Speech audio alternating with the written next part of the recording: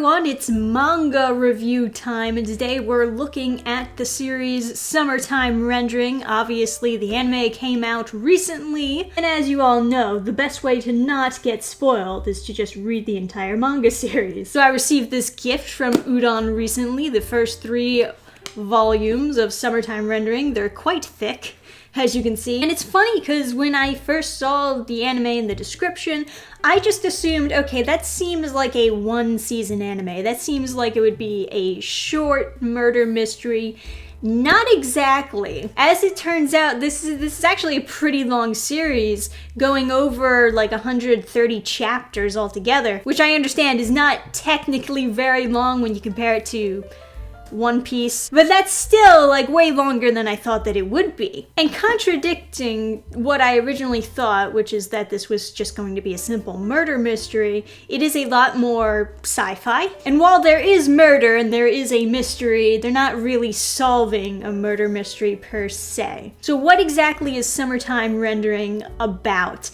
Well, kinda think of it like Groundhog Day meets Invasion of the Body Snatchers, and I would be willing to bet that yes, the writer was probably very inspired by the Body Snatchers because it's just quite similar. So the main character is going through a time loop that takes place starting on the day he first arrives to the island for his childhood friend's funeral. The story starts off overall pretty grounded, you know, you're seeing the main character going through the process of grieving, you're seeing all the other family and friends. I will say though, when you first open up the manga, you're immediately getting some fan servicey moments, and one of those fan servicey moments involves the sister of the deceased, who also likes the main character. And I kind of felt like, that seems a little bit inappropriate to start off with. But then I was reminded, oh, this is a horror, so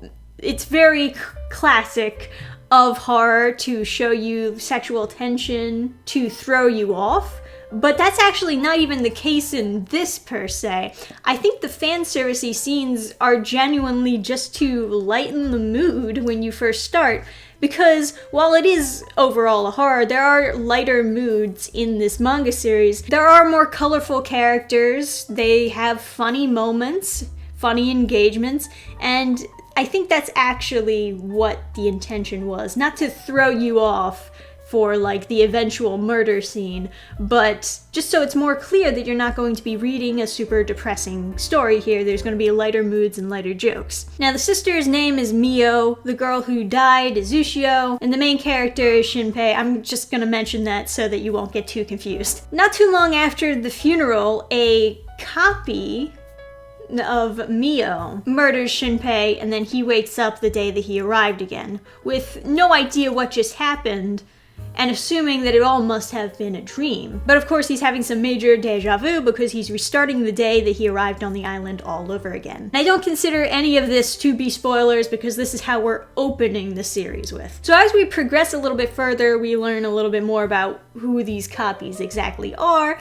and in the series they're referred to as shadows, who does have a mother or a queen that's producing them. Similar to Invasion of the Body Snatchers, once they copy a human, they inherit all of their memories and their appearance. However, unlike Invasion of the Body Snatchers, it seems like they also inherit their emotions. The main thing that makes a copy different from the regular human is they can't die as a normal human would. You have to attack their shadow, which, you know, makes sense since they're called shadows. But also, the shadows don't really have free will. And obviously, the shadows are copying humans and then killing off the original to replace them.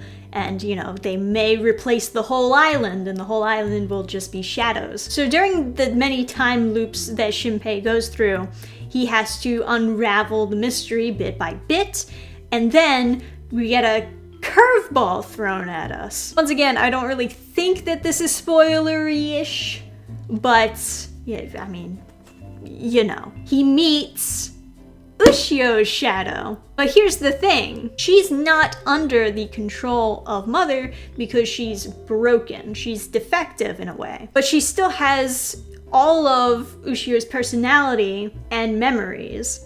Or some of the memories, at least. So the two of them end up working together, him using his time loop abilities, which is explained way later on, and her using her abilities as a shadow. Mostly those abilities are based on like reforming, like shape-shifting powers, basically. So a lot of the manga series is actually pretty action-packed. You might be surprised. When I first read the description, I thought it was just going to be a murder mystery. You get further into the series and you're getting all these action scenes. And some people might feel as though a time-looping power is just too overpowered, because then, in theory, he would be able to loop infinitely and just like figure out exactly what he needs to do to win. The Mother is also able to kind of see into time and loop, and he doesn't have complete control of his ability to loop. It can only activate when he dies, plus every time he dies it shaves off time out of the day. So let me explain that a little bit better. When he dies, he restarts the day that he arrived to the island. But every time he dies, it's later in the day that he arrived on the island. So he's losing time gradually to loop. And eventually he won't be able to loop anymore, because then you can't go back any further in time. You've reached the edge. Now, I've seen a lot when it comes to this time loop genre, and I think that's a pretty interesting limiter to put on it. Because as a reader, you do feel that pressure for the main character to get it right this time. Because the more he goes back, the more time it's shaved off. The less time you have to make it right. And I think it is a pretty decent way of making it so that it doesn't feel overpowered right when you're starting the series. They do a very good job at keeping you on the hook throughout the whole thing. I do think that maybe the series went on a little bit longer than it needed to, but it's an interesting story, and I think they did a pretty decent job with it. I was thoroughly invested throughout every chapter. And part of the reason why I wanted to read the whole entire series before doing a whole manga review video on it is because one of the things that is most important to me when I start a mystery series is that the ending is satisfying. Because as with any mystery thing, they're gonna want to throw a lot of curveballs at you, and you're gonna expect those curveballs, but I want it all to be worth it. Especially when you're watching the main character go through all this crap, dying constantly. You want it all to be worth it in the end. I respect what the author tried to do with the ending. I always respect it when an author bends over backwards to try to have a happy ending in what would most likely be a very depressing story. It's kind of similar how I feel about how Future Diary ended. Future Diary feels like it could just only be a depressing story, but the author, God bless their soul, bending over backwards, trying to get that happy ending in there. I respect it. I do. I do respect when they try to do that.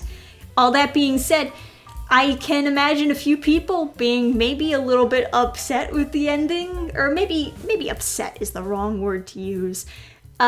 Disappointed, perhaps, or roll their eyes at it being like, oh, of course it ends like that. Whenever time travel is introduced, of course it'll end like that. And you know, just by me saying that time travel is a factor, you can probably put two pieces together in your head to figure out maybe how it ends. It doesn't feel like the happy ending is by any means unearned, and I'm just glad that they genocided all of the shadow aliens. That's all I'm gonna say. So yeah, that's my review of Summertime Rendering. I do think it's a recommend if you're into mystery and horror and action of course. I think that most people would enjoy the series. My mom would definitely enjoy this series. I gotta get her to watch the dub whenever the dub of the anime comes out, because she'll never read the manga, of course. But yeah, overall, I thought it was pretty great. The anime also is looking pretty good so far. I'm glad that I will never get spoiled, because I know more than all of you. Thank you guys for watching my manga review. Let me know if there are any other series out there you'd like me to review in the future. I'll get to reading them. Like the video if you did enjoy. Subscribe if you'd like to see more videos from me. I'll see you guys next time. Bye! Hey everyone, I hope you enjoyed the video. Come here, I got something I want to talk to you about. So a lot of you are subscribed to the channel because you like hearing about different comics and manga. Well, not too long ago, I started my own website, burningstarcomics.net, where I am posting my own comics, along with some comics made by my friends. The goal is to eventually hit every genre, every age group, so that everyone can find what they need on this website. We'll also be campaigning to have some comics printed, which you can always tell if we have a campaign going by checking the description of the videos. So I do hope that you keep an eye on Burning Star Comics and future projects that we have going for it. And if you would like to support it more directly, you can always join the fan club, where you can actually get sneak peeks of future comics, along with reading some pages before anybody else. So thank you for your support. I'll keep you updated. Program restart. Shutting down all systems.